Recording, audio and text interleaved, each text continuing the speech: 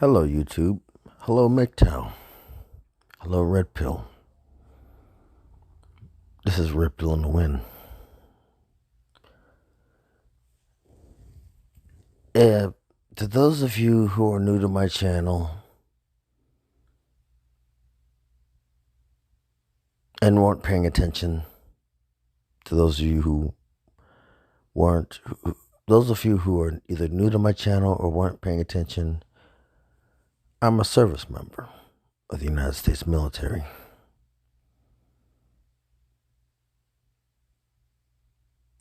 As you see that I've become more over the years, more calm, more thoughtful, and more or less more analytical. Now, the reason I'm telling you this is I am in the process of waiting for my career to be flushed down the drain. With these vaccine mandates forcing every Marine, sailor, airman, space cadet, or spaceman, whatever, space person, potato head, and soldier to take this vaccine, take the spicy juice. Now, let me tell you what's going on in the sector of many parts of the military. And many of us are just flat out refusing. Just flat out.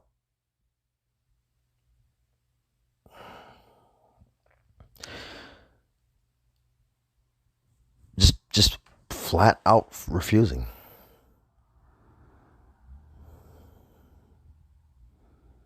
Why? It's what it is.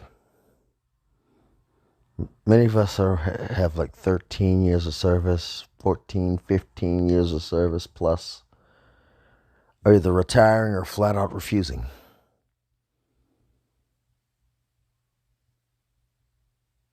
You know? Or either retiring or just flat out refusing.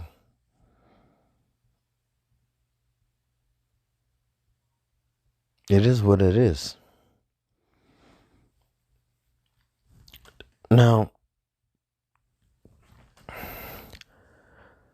with that, some people have gotten a religious waiver. Nobody's going to get a medical waiver whatsoever, for the most part. And what's going to happen is there's going to be a lot of people that are going to be leaving. Now, I'm not the only one. I'm not the only one in my unit. I'm not the only one in my command. I'm not the only one in the army. I'm not the only one in the army. It is what it is. Who's doing it? I'm not the only one in service that's doing this. I'm just one of the ones that are doing it. Now, if this trend is continuing on army and military wide, well, they're going to have a problem on their hands when it comes to the mandate.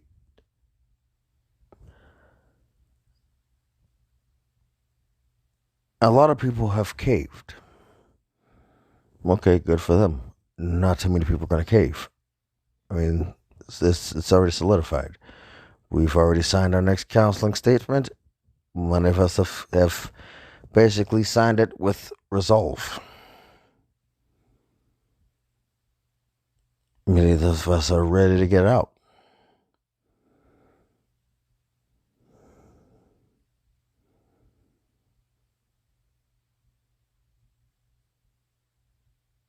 Now, the thing is,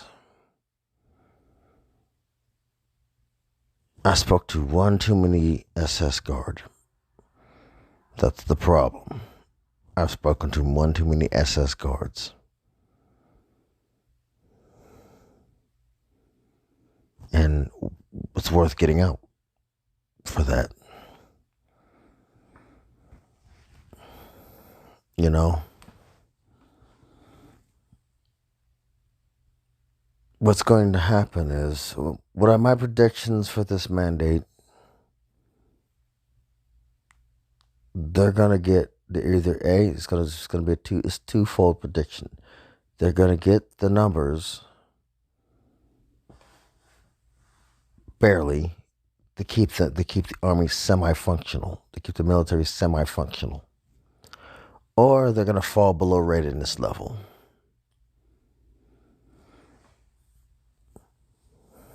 Quite frankly, it doesn't matter to me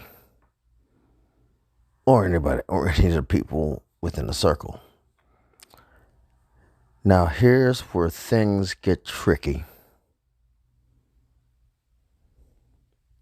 Not only for the military, but for the government as a whole. I'm not going to sugarcoat this. This is observation.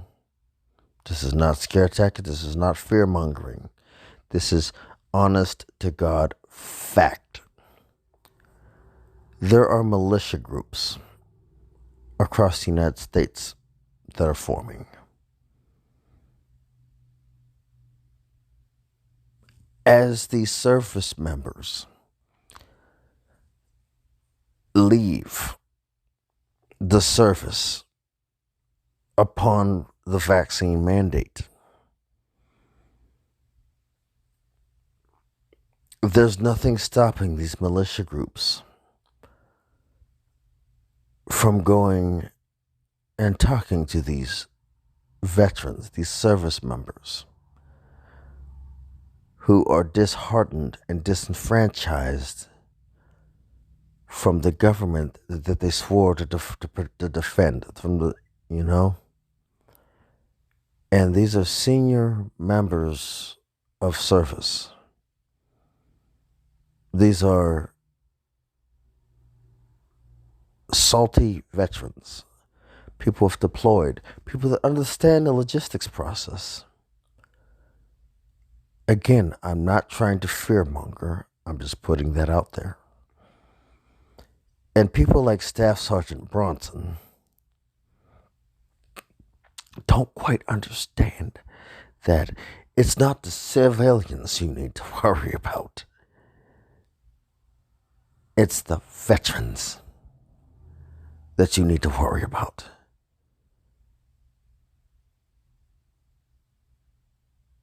You know, it's not the civilians, it's the veterans. It's the combat veterans you need to worry about. Veterans that have been deployed, that have been in firefights, that have been in shootouts, that understand the ramifications of every bullet, that understand the logistics process. The thing is, there are people that will work logistics out and will adopt that same black flag mentality. I'm not fear-mongering. I'm just putting that out there.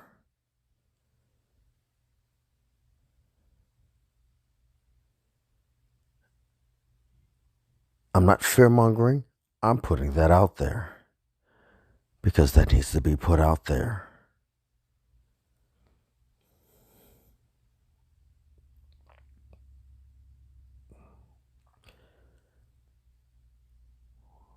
Because if I don't put that out there,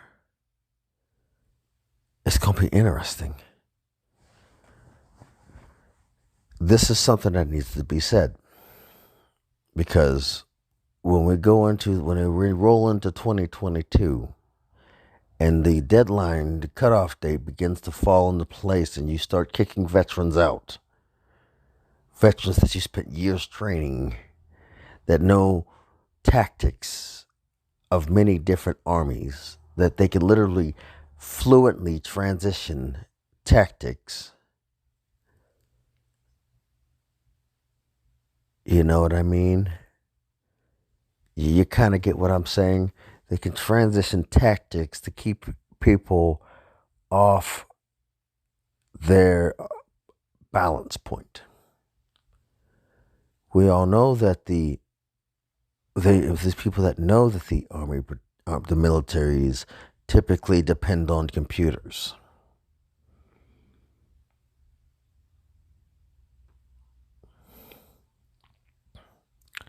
That the last branch to basically not fully depend on computer is the United States Marine Corps. Just saying. I'm just saying. There are militia groups out there, and they're just waiting. This is a game of piss around and find out, or should I say, fuck around and find out. That I'm not sure a lot of people are ready for.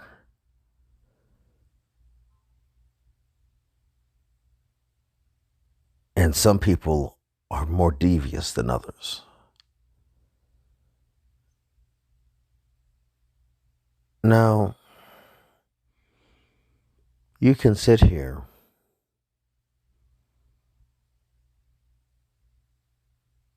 and tell me that I'm wrong,